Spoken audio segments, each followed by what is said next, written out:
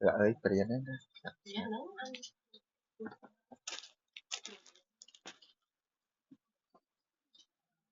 Và suốt đấy là ở kia thay này dương nâng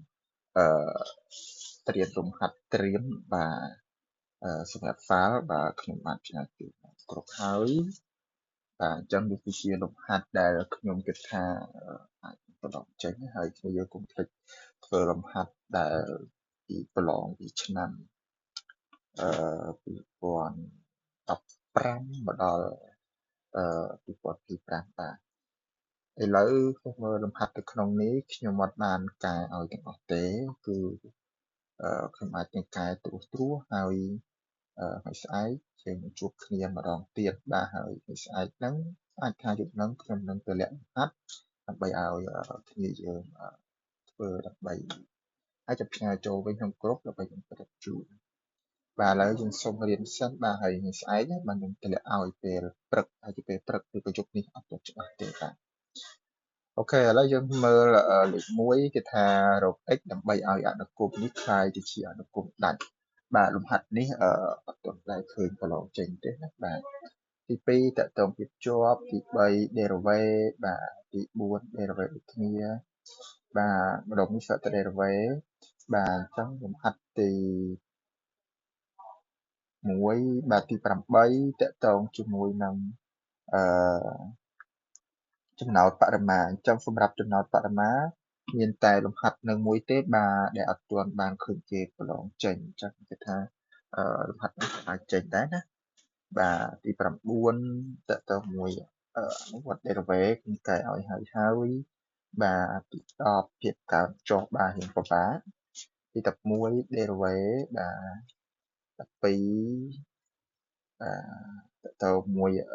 អនុវត្តអន្តរក្រាល13ដូចគ្នាបា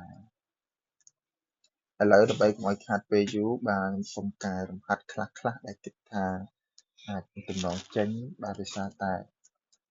អត់ដែលបានធ្វើណាបាទឥឡូវយើងមើលលេខ1គេថារក x ដើម្បីឲ្យអនុគមខាងក្រោមនឹងខ្លាយទៅជាអនុគមដាច់ចឹងពាក្យថាអនុគមដាច់មានន័យថាវាអត់មានន័យចឹងអនុគមដែលគ្មានន័យលុះត្រាតែពាក្យបែរយើងស្មើ0បាទអញ្ចឹងអនុគមដាច់យើងត្រូវពិនិត្យទៅលើលក្ខខណ្ឌភាគបែរចំពោះអនុគមសត្វវិទ្យាបាទឥឡូវលំហាត់កគេថា f(x) ជើងស្មើ 3x ដក1ចែកឲ្យ 2x ដក6ចឹងដើម្បីឲ្យវាคล้ายទៅជាអនុគមដាច់លុះត្រាតែភាគបែងយើងគឺ 2x ដក6នឹងស្មើ0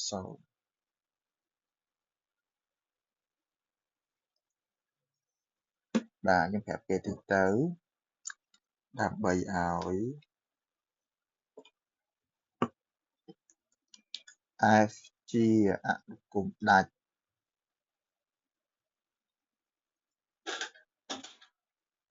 លុះត្រាតែភាគបែងយើងគឺ 2x ដក6ស្មើ0ចឹងមានន័យថាយើងអាចបោះទៅ 2x ស្មើ6 x ស្មើ6ចែក2ចឹងមានន័យថា x ស្មើ3ពេលយើងដូចនេះប្រាប់គេថាដូចនេះ x ស្មើ3នោះ f ជាអនុគមដាច់បាទអញ្ចឹងសម្រាប់លំហាត់នេះដើម្បីឲ្យវាក្លាយទៅជាអនុគមដាច់រាល់តែភាគបែងស្មើ0អ្នកទាំងអស់គ្នាត្រូវចេះដោះស្រាយសមីការរកតម្លៃ x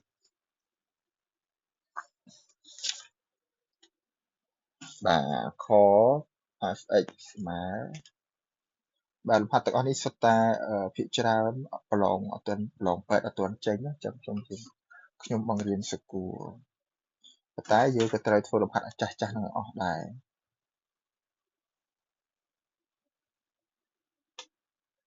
បាទអញ្ចឹងអានេះដូចគ្នាណាគ្នាយើងដើម្បីឲ្យវាជាអនុគមដាច់ទោះត្រាតែភាគបែងស្មើ0ប៉ុន្តែភាគបែងនេះគឺជាប្រភេទដឺក្រេទី2អញ្ចឹងយើងដោះស្រាយធម្មតាគឺ x ការ៉េបូក 4x ដក5 ស្មើ0សមីការដូចគ្រាទី2អ្នកទាំងអស់គ្នាត្រូវដោះស្រាយតាម data ចឹង data យើងស្មើ b ការ៉េដក 4ac ចឹងក្នុងករណីនេះ a យើងគឺ1 b យើងគឺ4 c យើងគឺ15បាទមានន័យថា4ការ៉េ a យើង1 c យើងដក5ចឹង4ការ៉េយក4គុណនឹង4បាទ16ដកគុណដកបូក4 5ដង20ចឹង16បូក20 36អ្នកទាំងអស់គ្នាបំពាក់ឫស data មានន័យថាឫស36ចឹងស្មើនឹង6ដោយសារតែ6ការ៉េដោះរក x បាទ x យើងស្មើដក b បូកដកឫស data នៅលើ 2a ស្មើដក b អញ្ចឹងសម្រាប់ b យើងគឺ4អញ្ចឹងដក4ឫស data យើង6ចែកដោយ2គុណ1មានន័យថា x ទី1យើងស្មើដក4បូក6ចែក2បាទស្មើ2លើ2គឺ1 x ទី2បាទដក4ដក6ចែក2ដែរអញ្ចឹងដក4ដក6ដក10ដក10ចែក2ស្មើដក5អញ្ចឹងសម្រាប់ករណីលំហាត់ខយើងបាទដើម្បីឲ្យវាក្លាយជាអនុគមដាច់មាន x 2ករណីពេលយើងដូចនេះ x ស្មើ1 x ស្មើដក5នោះ s ជាអនុគមដាច់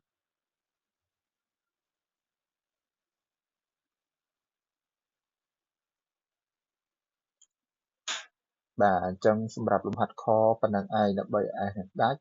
ទាល់តែភាគ3ស្មើ0ដោយសារតែវានៅគ្រាទី2អ្នកទាំងអស់គ្នាត្រូវដោះស្រាយទៅតាម data អញ្ចឹងសម្រាប់នេះ x មាន2ករណីបាទករណីគោបាទ fx ស្មើ x ការ៉េដក 2x បូក1ចែកឲ្យ x ការ៉េដក x ដក2បាទយើងប្រាប់គេដូចគ្នាដើម្បីឲ្យ s នឹងក្លាយទៅជាអនុគមដាច់លុះត្រាតែ x ការ៉េដក x ដក2ស្មើ0ដោះតាម data មានន័យថា b ការ៉េ 4ac តួ b យើងគឺដក1យើងដក1ការ៉េ a យើង1 c យើងដក2ចានេះបាន1អនុបាន8គុណបូកចូលគ្នាបាន9បាទដកគុណដកបូកណាបំពាក់ឫសអញ្ចឹងបំពាក់ឫសទៅឫស9អញ្ចឹងឫស9ស្មើ3បន្តមកទៀតអ្នកទាំងអស់គ្នាត្រូវដោះរក x បាទ x យើងស្មើដក b បូកដកឫស data នៅលើ 2a ចឹងដកបាទ b យើងដក1យើងដក1ឫស data យើង3ចែកនឹង2គុណនឹង1បាទយើងញែកដូចគ្នាបាទនោះដកបូកយើង1បូក3ចែកនឹង2ហើយមួយទៀត1ដក3ចែកនឹង2អញ្ចឹង1បូក3 4អញ្ចឹង4ចែក2 2 1ដក3បាទគិតទៅឃើញដក2ដក2លើ2ឃើញដក1អញ្ចឹងដូចនេះ x យើងឃើញ2មួយទៀតបាទ x យើងស្មើដក1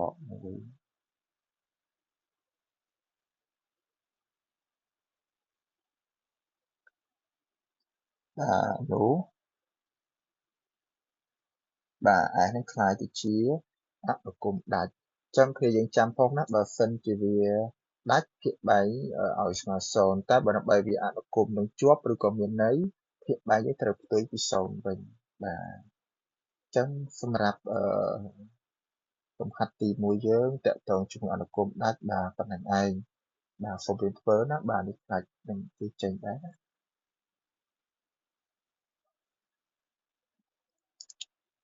បាទឥឡូវខ្ញុំសូមបន្តជូននៅលំហាត់ទី2បាទគេថារក a ដែលធ្វើឲ្យ fx នឹងជាប់គ្រប់តម្លៃ x បាទអញ្ចឹងករណីកហើយខអញ្ចឹងគេថារក a ដើម្បីឲ្យវាក្លាយទៅជាអនុគមជាប់ បាទ fx មានពីរករណីណា ax ដក3បើ x ទៅជាង2 3ដក x បូក 2x ការ៉េ x ធំជាងឬស្មើ2បាទដូចខ្ញុំធ្លាប់ជម្រាបជូនដែរថាប្រសិនបើយើងឃើញ x ធំជាង a យើងត្រូវប្រើលីមីត x ឆិតជិត a ខាងស្ដាំ x ទៅជាង a យើងត្រូវប្រើលីមីត x ឆិតជិត a ខាងឆ្វេង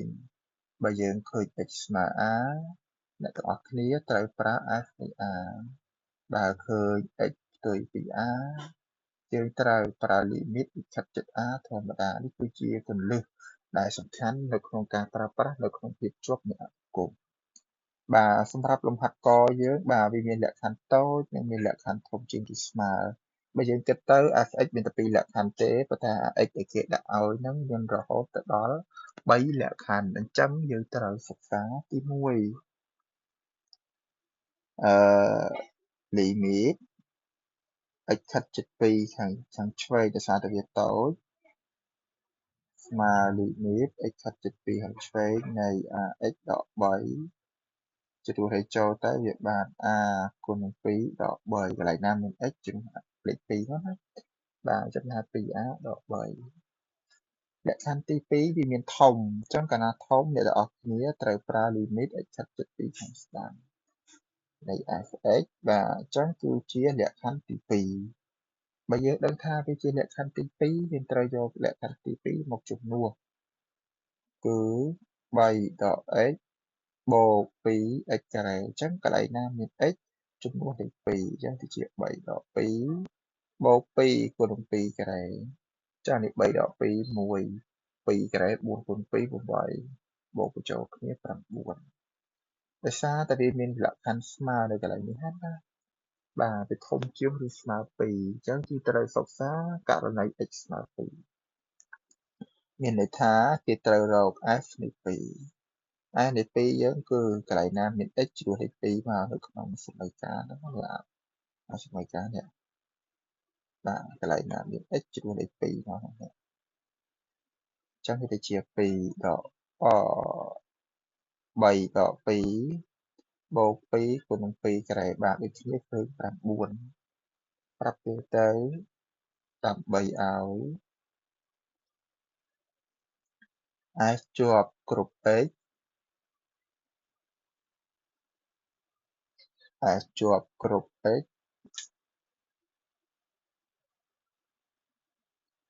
កាលណាវាជាប់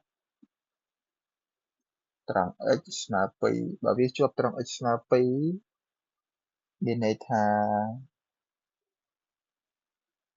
គេបានលីមីត x ឆិតជិត2ស្ដាំនៃ fx ឬក៏2ឆ្វេងក៏បានស្មើលីមីត2ឆ្វេងនៃ fx ស្មើ f នៃ2អញ្ចឹងអ្នកទាំងអស់គ្នាជំនួសចូលមកលីមីត2ស្ដាំយើងឃើញ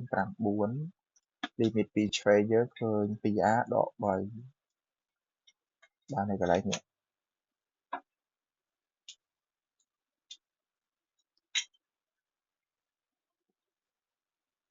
បាទអញ្ចឹងយើងដោះរក a មកណាបាទនេះដក3បំអង្គទីម្នេះបាន4បូក3ស្មើ 2a ឬ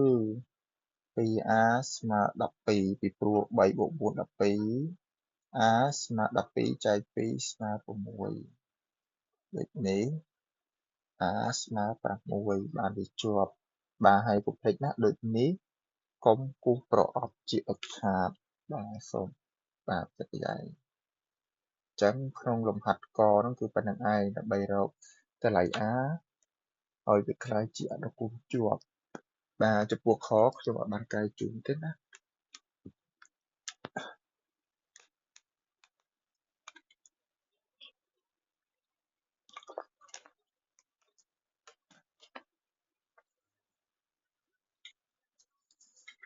បាទ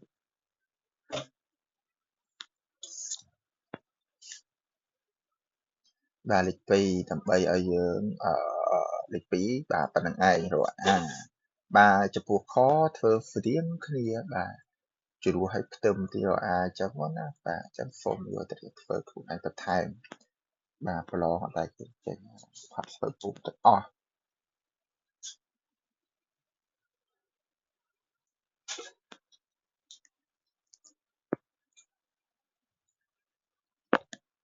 បាទលេខ3 derivative បាទ derivative នេះខ្ញុំប្រឡងរត់តែចេញតែខ្ញុំធ្វើឲ្យខ្លះហ្នឹងណាបាទហើយគ្នាយើងធ្វើបន្ថែមខ្លួនឯងទៅចប់បាទអញ្ចឹងគេថា derivative អញ្ចឹងគឺយើងរក derivative ទី1អញ្ចឹងអានេះក៏ sin ការ៉េ x បូក cos ការ៉េ x យើងដឹងថា sin ការ៉េបូក cos ការ៉េស្មើ1រូបមុនអញ្ចឹងដល់ពេលយើងចង់យកទៅ derivative យើងយក1ទៅ derivative មកមានន័យថា1 ព្រីមយើងគឺ0បាទអញ្ចឹងក៏យើង1ព្រីម0ដោយសារតែ cos ការ៉េបូក sin ការ៉េ1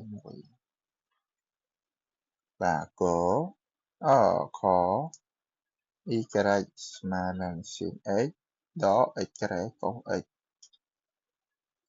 បាទចំពោះលក្ខណៈ derivative មានន័យថាអានេះយើងដេរធម្មតាអានេះយើងដេររៀងអ៊ុយគុណនឹង v បាទចានេះមានថា y ព្រីមស្មើ derivative sin ជាង cos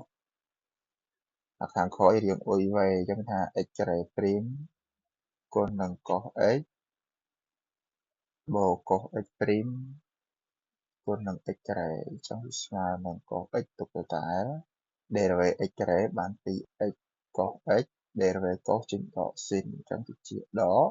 លើក x ការ៉េមកខាងមុខកុំដាក់ថាដក sin x ចេះវិញបាទបើយើងគុណពលាទៅយើងបាន cos x ដក 2x cos x បូក x ការ៉េ sin x បាទប៉ុណ្ណឹងបាយព្រីមបាទហើយសសល់បាទរៀនធ្វើបាទគេថានេះថាយើងចេញទៅទៅបាទព្រោះតែកម្រឃើញគេ derivative អនុគមត្រូវចោលនិតណាស់បាទយើងគ្រាន់តែចាំតម្រងហើយចាំតម្រង derivative ហើយចាំប្រព័ន្ធគោលវាណាដូច derivative cos ចេញដក sin derivative sin ចេញ cos derivative x ចេញ x អីចឹងទៅបាទអញ្ចឹងអានេះប៉ុណ្ណឹងលេខ3អញ្ចឹងនិយាយខ្លួនឯងណាបាទខ្ញុំគិតថាវាមិនសូវសំខាន់ចឹងតែអន្តពីទេ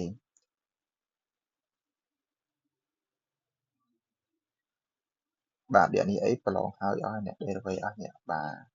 ប្រកែហើយអស់ហើយ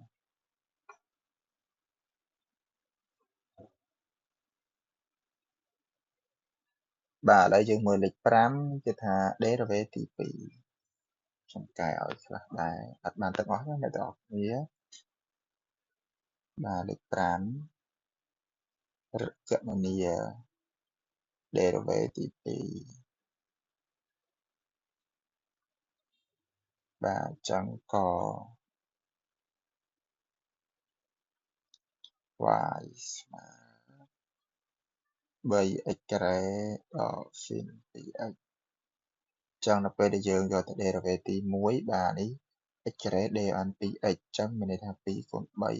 6ចឹងគឺ 6x បាទនេះយើងប្រើប្រព័ន្ធ sin អ៊ុយក៏បាន derivative sin អ៊ុយបានដកអ៊ុយព្រីម cos អ៊ុយបូក derivative cos បានវាចេញដក sin ចឹងវាជា 2x ព្រីម cos 2x ចឹងមានន័យថា 6x ចេញទុក derivative 2x បាន2ចឹងគឺ2 cos 2x ប៉ុន្តែគេត្រូវការ derivative ទី2ចឹងអ្នកទាំងអស់គ្នាត្រូវបន្ត2ដង derivative 6x គឺ6 derivative cos វាចេញដក sin ចឹងវាជាដក 2x ព្រីម sin 2x ចឹងវាបាន6បាទនោះដកគុណដកបូក derivative 2x បាន2ចឹង2គុណ2ខាងក្រៅ4ចឹងទៅជា4 sin 2x បាទនេះអាគុណដកគុណដកនេះចេញបូកហើយដល់ពេល2គុណ2 4អីចឹងទៅបាទអញ្ចឹង derivative ទី2នៃលំហាត់កអញ្ចឹងប៉ុណ្ណឹងបាទខ y ស្មើដក 3x គុណ4បូក 2x ការ៉េ derivative ទី1បាទយើងដេរទៅនេះបានដក3 4 12អញ្ចឹង 12x គេបាទនេះតម្លាក់ទៅបាន 2x ការ៉េ y សកង់បាទយើងយក3គុណ12ទៅឃើញ 36x ការ៉េបាទនេះ4គុណនឹង2 8ចឹងគឺ 8x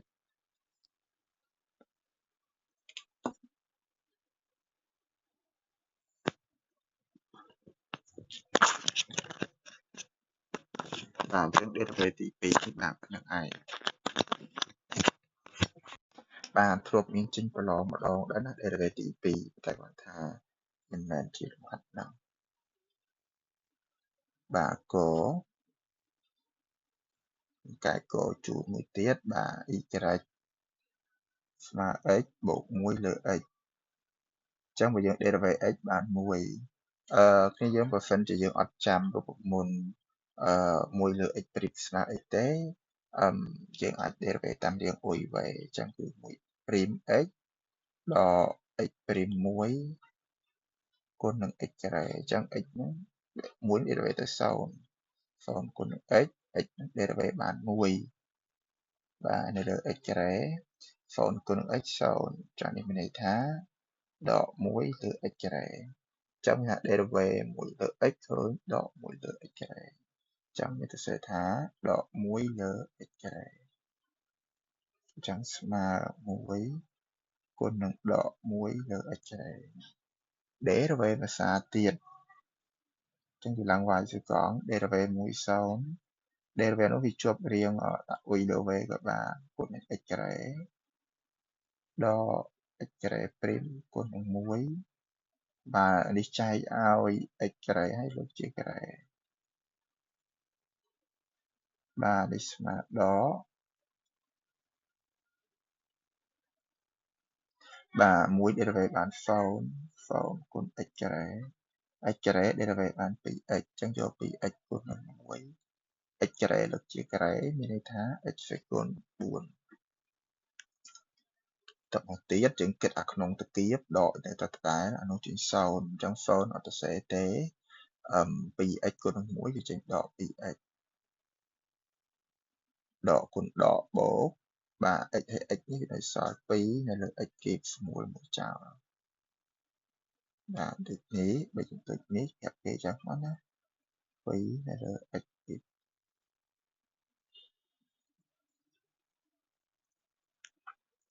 បាទនេះគឺជាលំហាត់ derivative ទី2មានន័យថាយើង derivative ទី1ហើយដេរបន្តទៀតដើម្បីស្វែងរក derivative ទី2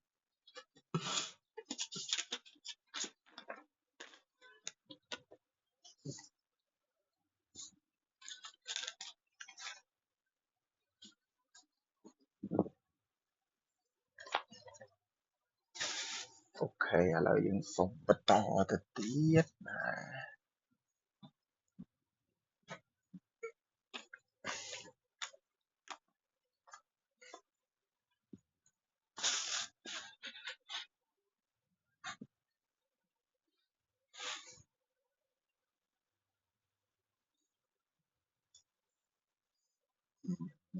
គួរចេញអត់ទេអានេះបាទនេះធ្លាប់កែឲ្យម្ដងណានៅឆ្នាំតាទេបាទតែប្រឡងធ្លាប់ចេញតែម្ដងគត់បាទឥឡូវយើងមើលណាដែលថានេះខ្ញុំខ្លាចកែអត់ចប់គោលដៅបាទអានេះហើយទៅដល់ចេញច្រើនជាងបាទឥឡូវលេខ7បាទគេឲ្យយើងរក y' ជាអនុគមនៃ x និង y បាទក 2x ការ៉េបូក y ការ៉េស្មើ4អញ្ចឹងអ្នកទាំងអស់គ្នាប្រាប់គេទៅថា derivative អង្គសងខាង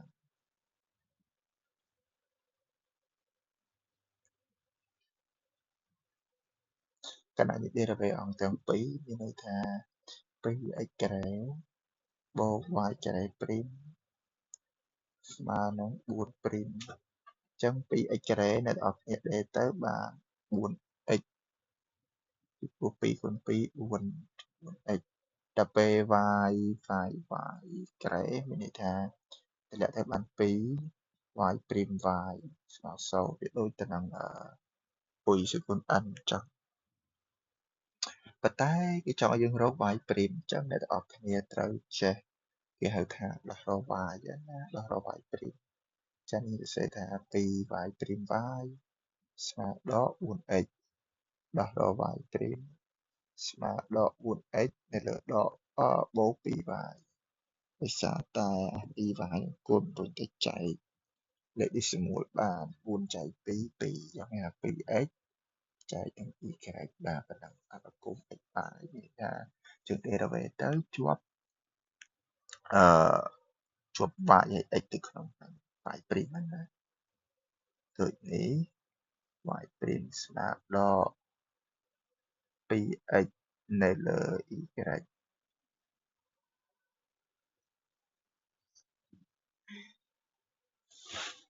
បាទអញ្ចឹងមានអីសួរ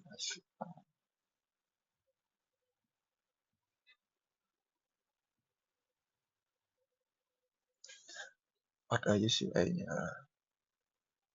អត់អីសួរអីចាំថ្ងៃពីរយើងចាំសងមកក៏បានឬក៏ឲ្យសុកទៀង2ម៉ោងក៏បានបាទឥឡូវខ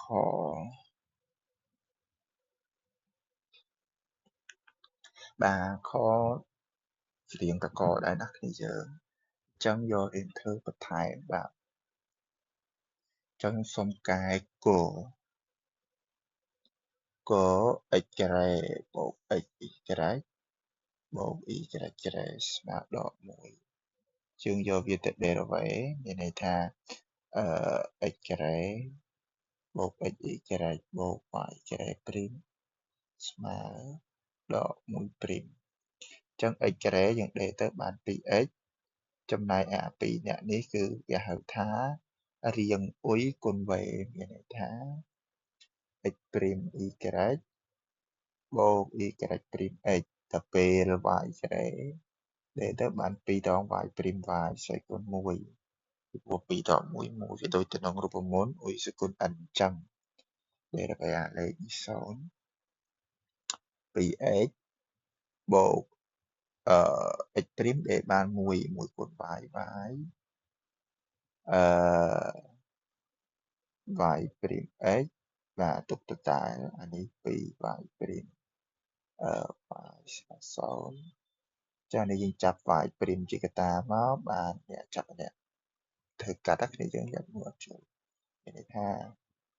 2 3អា clear ហ្នឹងណាគឺខ្ញុំសុំចាប់ y ព្រីមកណាចាប់ y ព្រីមនៅសល់ x អានេះចាប់ y ព្រីមនៅសល់2ជាមួយនឹង y បន្ទាប់មកគេត្រូវធ្វើការបោះអា2អ្នកនេះកណាបោះអង្គទី2ត្រូវបដូរសញ្ញាទាំងអស់បោះទៅបានដក 2x ដក y អញ្ចឹងបើយើងទាញរក y ព្រីមស្មើដក 2x ដក y នៅលើ x បូក 2y ប៉ុណ្ណឹងអញ្ចឹងអានេះយើងត្រូវចេះទាញជាកតាត្រូវចេះបោះចេះរុញឲ្យនៅសល់តែ y ព្រីមនេះយ៉ាងទៅទៀតបាទអញ្ចឹងសម្រាប់លំហាត់គោលបាទប៉ុណ្្នឹងឯងគឺការ derivate បាទឥឡូវខ្ញុំសុំកែងឲ្យមួយទៀតចុះបាទហើយនៅសសល់ខខចសូមរៀនធ្វើបាទជិតដល់ថ្ងៃមែនតើនេះបាទចាំឲ្យសុខហ្នឹងត្រូវទៅមើលឈ្មោះបាទ y x គីបបូក y គីបស្មើនឹង 3x y ចានេះយើង derivate ទៅ x គីប derivate ទៅបាន 3x ការ៉េ y គីប derivate ទៅបាន y 3y ព្រីម y ការ៉េបាទនេះរៀងអ៊ុយគុណ v បាន 3x ព្រីមគុណនឹង y បូក y ព្រីមគុណនឹង 3x បាទអានេះបាទ y គីបនឹងដូចរៀងអ៊ុយសគុណ n អញ្ចឹងគ្នាយើងគឺ n យើង3អ៊ុយយើងដូរទៅជា y វិញបាទចានេះបាន 3x ការ៉េបូក 3y ព្រីម y ការ៉េ derivate 3x បាន 3y អានេះ 3x y ព្រីមដើម្បីដល់រក y ព្រីមបានបើសិនជាយើងដោយសារតែលេខ3ទាំងអស់គ្នាយើងអាចសម្រួល3ចោលបាន3ទាំងអស់គ្នាតែបើមានច្រឡំណាមួយមានលេខ2សម្រួលអត់បានទេណា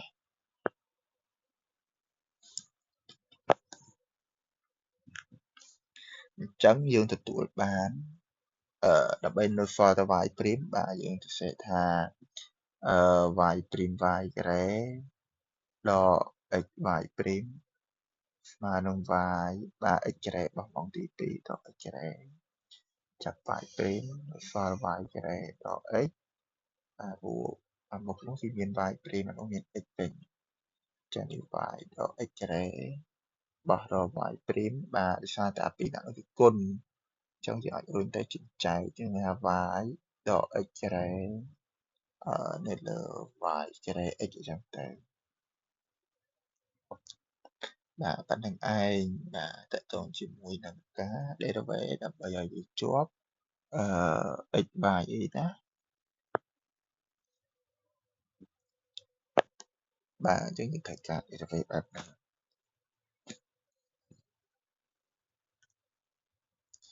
បាទអញ្ចឹងសូមមើលយល់បន្តិចបាទកុំភ្លេចណាយកទៅយើងធ្វើ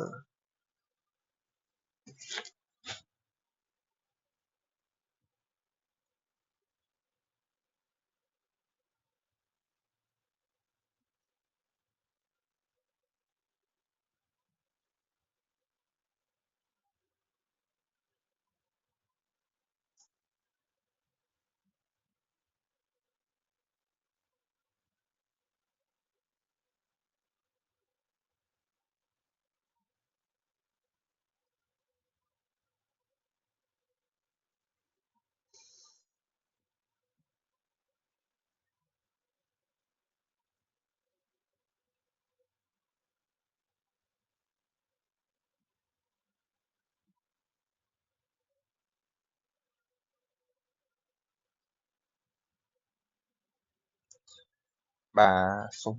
តទៅទៀតបាទនេះ derivative ជាប់ y ព្រីម x ហើយដើម្បីរក y ព្រីមជាប់ x ការ៉េចឹងណាបាទអញ្ចឹងអានេះដូចគ្នាអញ្ចឹងសូមគ្រីឲ្យហ៊ានទៅធ្វើបាទខ្ញុំតម្លាក់ជូនណាបាទជាប្រឡងចឹងទៀតធ្វើ1 2 3ឲ្យវាលេចជាងដាក់ឲ្យដឹងផ្លូវបាទលេខ9តកតងទៅនឹងចំណោតបរិមាអញ្ចឹងសម្រាប់ខ្ញុំយល់បាទចំណោតបរិមាវាចេញមកអស់ហើយនៅសល់តែលេខ9នឹងអត់ទាន់ចេញអញ្ចឹងក៏ត្រូវមើលក្របចាស់នោះទៅទៀតបាទចំណោតបរិមាគេនិយាយថាផលបូកបរិមាត្រការ៉េមួយនិងរង្វង់មួយមានប្រវែងស្មើគេថាផលកណនីផលធៀបគឺផលចែករបស់កម្មរង្វង់និងជ្រុងការ៉េដើម្បីឲ្យផលបូកផ្ទៃកាឡាវាเป็นបរិមាត្រ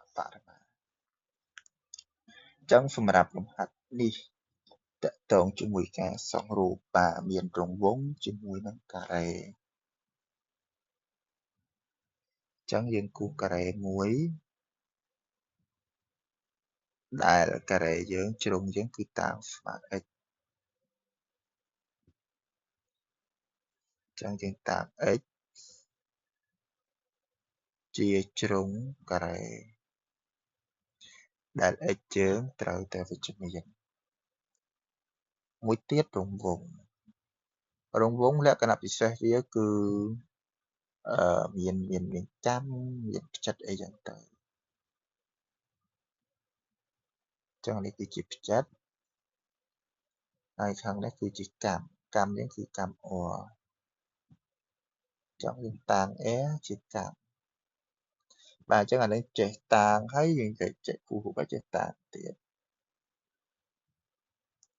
អូយើងក៏ត្រូវធំជាង0គេថាផលបូកបរិមាត្រអញ្ចឹងគេត្រូវរកបរិមាត្រការ៉េនិងបរិមាត្ររង្វង់អញ្ចឹងប្រាប់គេទៅបរិមាត្រការ៉េបាទបរិមាត្រគឺប្រវែងជុំវិញដោយសារតែ x វាមាន4ជុំវិញយើងបូកទៅបាន 4x ដល់ពេលបរិមាត្ររង្វង់ស្មើនឹង2 pi r ចឹងដល់ពេលផលបូកចឹងគឺយកទៅបូកទៅដែលវាស្មើនឹង L ផលបូកវាចឹងប្រាប់គេទៅផលបូកបរិមាត្រស្មើ L ចឹងផលបូកបរិមាត្រវាហៅផលបូកបរិមាត្រការ៉េជាមួយបរិមាត្ររង្វង់ចឹងគឺយើងយក 4x បូក 2πr ស្មើ L ខ្ញុំសូមដោះរកដើម្បីដោះរកx ចឹងដើម្បីដោះរក x បានគេត្រូវបោះ2πr អញ្ចឹងស្មើនឹង L ដក 2πr x ស្មើនឹង L ដក 2πr ចែក4ចឹងមានថា x ជាងស្មើប៉ុណ្ណឹងប៉ុន្តែយើងក៏ត្រូវមានលក្ខខណ្ឌដែល x ជើងវិជ្ជមាននោះ L ដក 2πr ក៏ត្រូវតែវិជ្ជមាន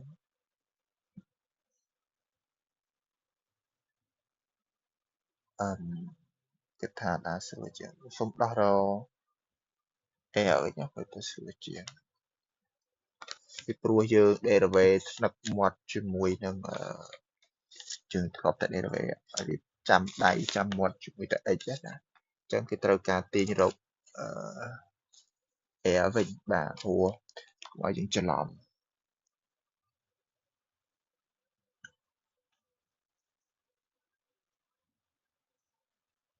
មូលហេតុដែលឲ្យ x ធំជាង0ពីព្រោះ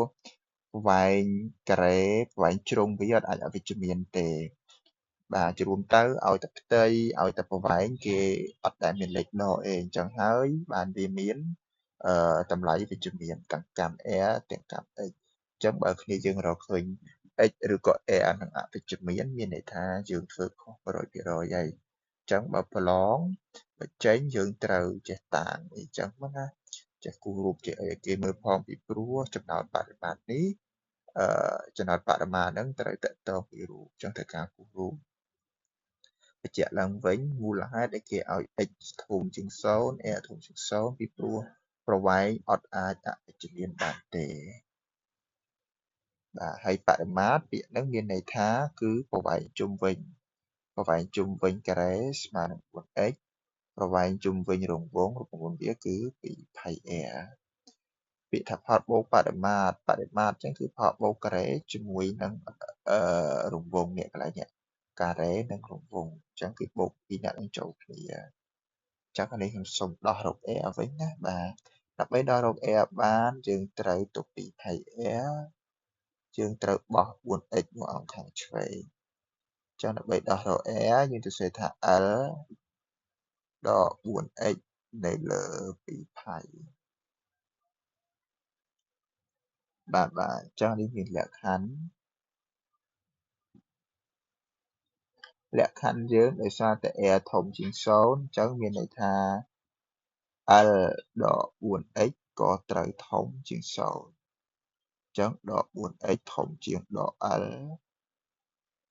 អញ្ចឹងនេះបដូរទិសដៅវិញដោយសារតែដកចែកដកបូកអញ្ចឹង L លើ4ពិនិត្យលើពាក្យមួយទៀតគេថាផលបូកផ្ទៃកាឡាការ៉េខ្ញុំសូមតាំង S ជាផលបូកផ្ទៃក្រឡាការ៉េនិងរង្វង់អញ្ចឹង S នឹងស្មើនឹងផ្ទៃការ៉េបូកផ្ទៃរង្វង់ពាក្យខ្ញុំប្រើលក្ខណៈហ្នឹងដោយសារតែគេថាផលបូកផ្ទៃកាឡារង្វង់ការ៉េបាទគឺយើងរៀននៅថ្នាក់ទូចបាទផ្ទៃកាឡាការ៉េស្មើនឹងជ្រុងគុណនឹងជ្រុងប៉ុន្តែជ្រុងការ៉េយើងគឺ x អញ្ចឹងមានន័យថា x គុណនឹង x ផ្ទៃកាឡារង្វង់គឺស្មើជាមួយនឹង pi r ការ៉េបាទអញ្ចឹងមានន័យថា x គុណនឹង x ផ្ទៃកាឡារង្វង់គឺ pi r ការ៉េ បន្ទាប់មកទៀតបាទយើងដឹងថា x គុណនឹង x គឺវាចេញ x ការ៉េ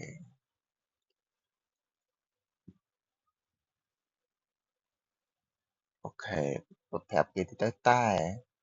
air យើងស្មើនឹង air ចំណោតបរិមាយើងត្រូវចេះបំបត្តិអញ្ញត្តិ2ទៅនៅសល់តែអញ្ញត្តិ1ដើម្បីធ្វើការ derivative នេះគឺជា air អញ្ចឹងកន្លែងណាមាន air ជំនួសដោយហើយកតាឲ្យ L ដក 4x ចែកនឹង 2 ផៃទាំងអស់នឹងលើកជាការ៉េបាទវាស្មើទៅនឹង x ការ៉េបូកផៃខាងលើយើងអាចពលាតតាមរូបមន្ត a ដក b លើកជាការ៉េគឺ L ការ៉េដក 2L គុណនឹង 4x បូក 4x លើកជាការ៉េអាខមនឹង2ផៃលើកជាការ៉េអញ្ចឹងមានន័យថា2ការ៉េ4គុណនឹងផៃការ៉េស្មើ x ការ៉េបាទអញ្ចឹងកន្លែងនេះផៃស្មួលផៃនៅសល់មួយលេខ L ការ៉េគឺផ្ទុកបាទ4 2ដង8អញ្ចឹង 8LX 4ការ៉េ16និង16x ការ៉េចែកឲ្យបាទខាងក្រោមនៅសល់4ផៃបន្តមកទៀតអូកន្លែងនេះបាទចាំមកពលាតអស់ហើយតមកទៀតយើងយកវាទៅគេហៅថា derivative អញ្ចឹង derivative ខ្ញុំសុំតាំង f' x វិញដោយសារតែវាលែងជាប់អញ្ញត្តិ2ដូចមុនទៀតហើយបាទវាជាប់តែអញ្ញត្តិ1ទេណាគឺអញ្ញត្តិ x អញ្ចឹង x ការ៉េខាងមុខ derivative បាន 2x បាទ L ការ៉េ derivative បាន0ដោយសារតែ L គឺជាលេខ 8LX ចឹង dx ទៅ1នៅសល់តែ 8L 16x ការ៉េដែលទៅបាន2คูณ16 32x ការ៉េនៅសល់ x នៅលើ4ផៃ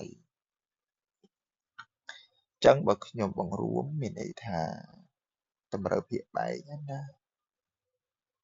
4ផៃបាទរូប4 2ដង8យ៉ាង8ផៃ x ដក 8L បូក 32x បន្តមកទៀតយើងត្រូវឲ្យ f'(x) ស្មើ0អ្នកទាំងអស់គ្នាត្រូវឲ្យ8ផៃ x ដក 8L បូក32ក៏ស្មើ0ដោះរក x គេធ្វើអ្មេចគឺយើងទុក x នៅអង្គម្ខាងសិនហើយយើងបោះទៅបាន 8L ចាប់ x ជាកតា8ផៃបូក32ស្មើ 8L ដោះរក x យើងបោះទៅបាន 8L ទៅលើ8ផៃបូក32បាទដោយសារតែវាគុណរុញទៅបានចែកខាងក្រោមអ្នកទាំងអស់គ្នាចាប់8ទៅនៅសល់ផៃ32ចាប់8ទៅនៅសល់4 8ស្មើ8វានៅសល់ L ចែកផៃបូក4បន្ទាប់ពីយើងបានរក x ដើម្បីបញ្ជាក់ថាវាមានតម្លៃអតិឬក៏អបៈអ្នកទាំងអស់គ្នាត្រូវគូសតារាងអត្ថិភាព x យកពី0ទៅដល់ L លើ4អញ្ចឹងហើយបាទភាសាតែនេះ x យើងត្រូវធំជាង0ហើយ x យើងត្រូវទៅជា L លើ4អញ្ចឹងកន្លែងនេះយើងដាក់ថា f' x អញ្ចឹងអានេះគឺ L ចែកឲ្យផៃបូក4ដាក់0បាទវាហាក់វាលើក្រេទី1មេគុណវិជ្ជមានស្ដាប់ដូចឆ្វេងដកចាក់ដកនឹងចុះឲ្យឡើងចុះឲ្យឡើងនឹងហៅថាអបបរមាយចឹងត្រង់ x ស្មើ L ចែកនឹងផៃបូក4នោះ S នឹងមានតម្លៃអបបរមាដែលបាទអូខេអរគុណដំបូងគ្នាយើងត្រូវមើលលើមេគុណកន្លែង x អញ្ចឹងមេគុណវាមេគុណជាប់ x ហ្នឹងមេគុណវាវិជ្ជមានកាលណាមេគុណវិជ្ជមានគឺមានសញ្ញាបូកលើការ៉េទី1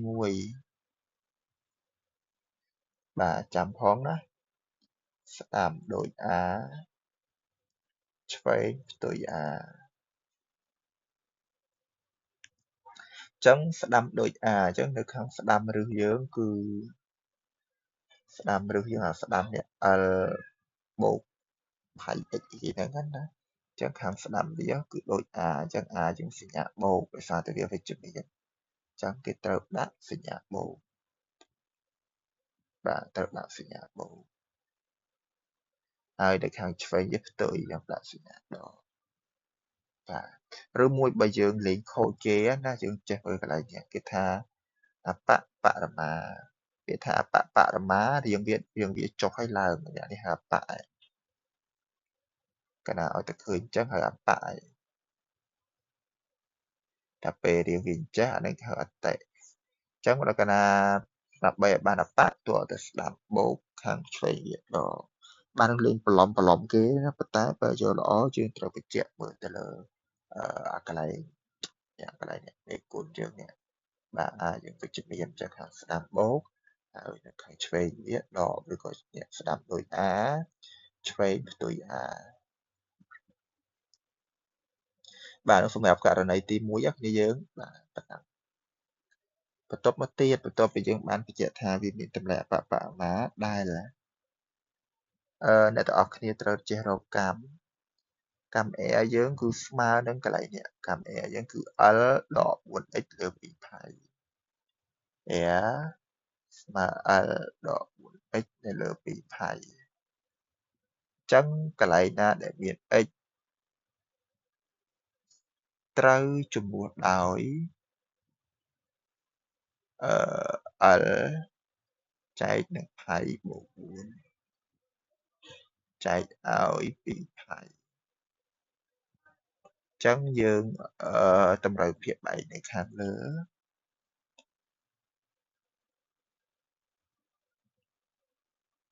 ភាពបែកខាងលើយើងគឺភាពបែករួមយើងគឺផៃបូក4អញ្ចឹងអ្នកទាំងអស់គ្នាត្រូវយក l ហ្នឹងណាទៅគុណនឹងផៃបូក4ហើយដក 4l ពីព្រោះ4គុណនឹង l ចេញ 4l នៅលើ2ផៃអញ្ចឹងគុណពលាតទៅវាបានផៃ l បូក 4l ដក 4l នៅលើផៃបូក4ចែក2ផៃ 4l ស្មើ 4l អស់បាទអញ្ចឹងវានៅសល់តែផៃ l ចែកផៃបូក4អា 2x នេះប្រភេទទី2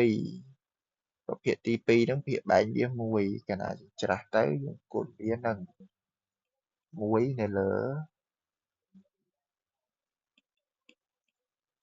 2ផៃផៃស្មើផៃវានៅសល់តែ l ចែកឲ្យ2កតាផៃបូក4បន្ទាប់ពីយើងបានបូកដកស៊ីសងគុណចែកអីរួចរាល់គោលបំណងគេគឺថាចង់បានផលធៀបបាទនេះគេថាផលធៀបនោះគឺផលចែករវាងជ្រុងការ៉េហើយនឹងកម្មយ៉ាអញ្ចឹងប្រាប់គេទៅផលធៀបកម្មជាមួយនឹងសំទោសជ្រុងនៃការ៉េនឹងកម្មបាទអញ្ចឹង x យើងគឺស្មើនឹងបាទគេនេះ x យើងគឺ l ចែកនឹងផៃបូក4ចំណែកឯ r យើងគឺ l នៅលើ2កតាផៃបូក4 មានន័យថាយើងក៏អាចសរសេរថា L ចែកនឹង2បូក4គុណនឹង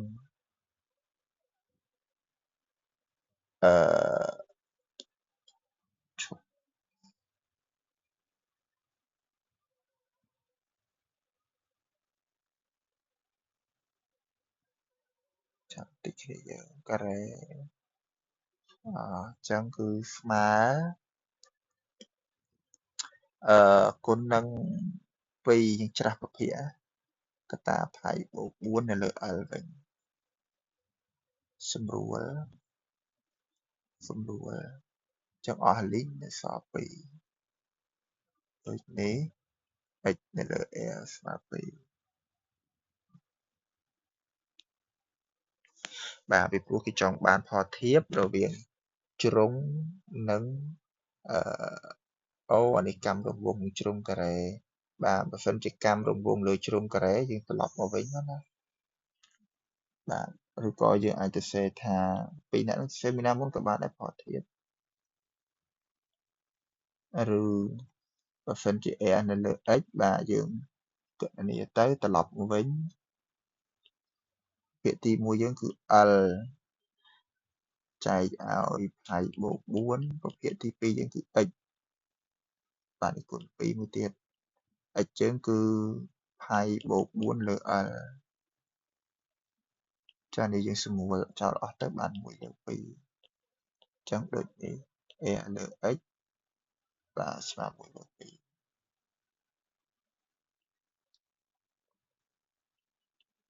តែបើ x លើ a 2វិញបាទអត់អីទេណាវាតែគ្នាទេផលធៀបបាទលំហាត់អស់ហ្នឹងគេហៅថាចំណោតបរិមាណបាទអញ្ចឹងគឺយើងវែងតិចអីបាទនេះបាទបន្ទុកគេក៏ឲ្យច្រើនដែរណាគេចេញបាទមានន័យឆ្ងល់អាចសួរបានបាទហើយថ្ងៃស្អែកថ្ងៃចុងក្រោយយើងជួបគ្នាបាទជើញមក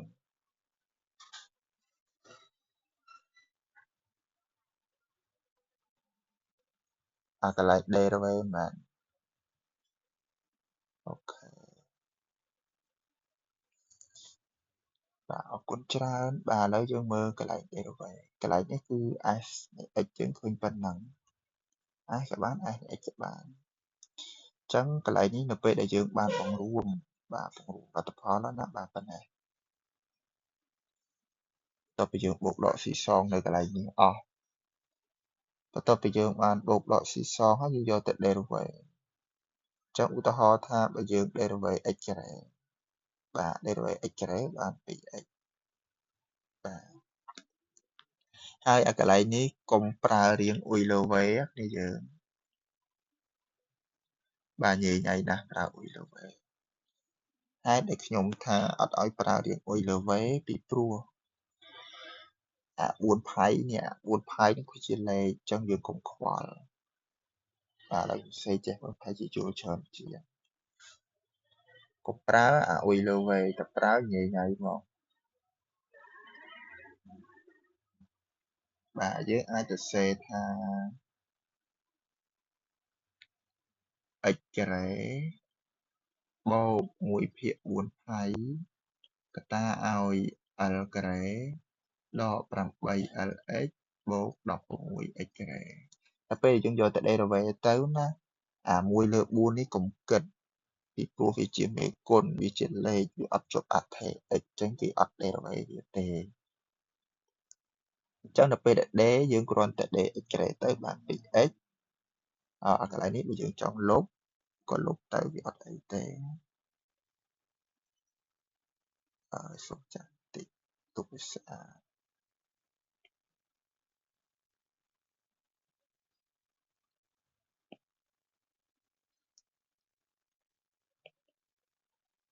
បាទអញ្ចឹងកន្លែងនេះនៅពេលដែលយើង derivative x ការ៉េបាន 2x 1លើ4ផៃហ្នឹងកុំប៉ះពាល់ពីព្រោះវាជាមេគុណ l ការ៉េ l ការ៉េនេះគឺជាលេខ derivative លេខ0អញ្ចឹងអ្នកដែលត្រូវគិតតែពីអ្នកនេះបាទអញ្ចឹង 8lx derivative x បាន1អញ្ចឹងវានៅសល់តែ 8l 16x ការ៉េដេទៅបាន 32x តម្រូវភាគបែងដោយសារតែ16 2 32ភាគបែងរួមយើងគឺ4ផៃអញ្ចឹងគឺយក4គុណនឹង2ផៃវាឡើង8ផៃអញ្ចឹង8ផៃ x បាទ0នឹងអត់គិតដក 8l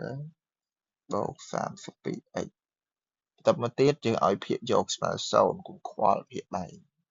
ហើយយើងដោះតាមទាយតាមអីយ៉ាងទៅ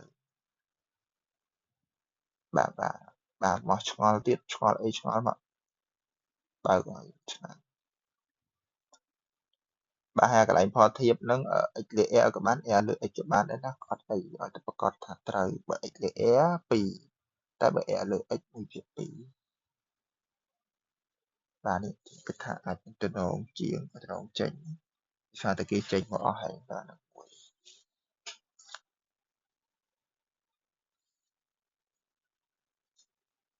បាទបោះជើងសួរអត់មានទេណាបើអត់សូមសម្រាប់ប៉ុណ្ណឹងបាទជួបគ្នាថ្ងៃស្អែកតកតងជាមួយនឹង11ចុងកែតែវាវែងណាតកតងមួយលេខ13 14តកតងមួយចំណោទខ្លះគ្នាយើងធ្វើអត់បានបាទចំណោទអន្តេក្រាតកតងមួយផ្ទៃកាឡានេះបាទអរគុណច្រើនបាទគ្នាយើងអាចសម្រាប់បានបាទហើយថ្ងៃហ្នឹងខ្ញុំអាចតម្លាក់លំហាត់ជូនហើយចាំគឺយើងធ្វើហើយចាំស្អែកតម្លាក់ចូលគ្រប់វិញបាទអរគុណច្រើនអាចចាក់ចេញបានចុចផ្ញើនេះឲ្យ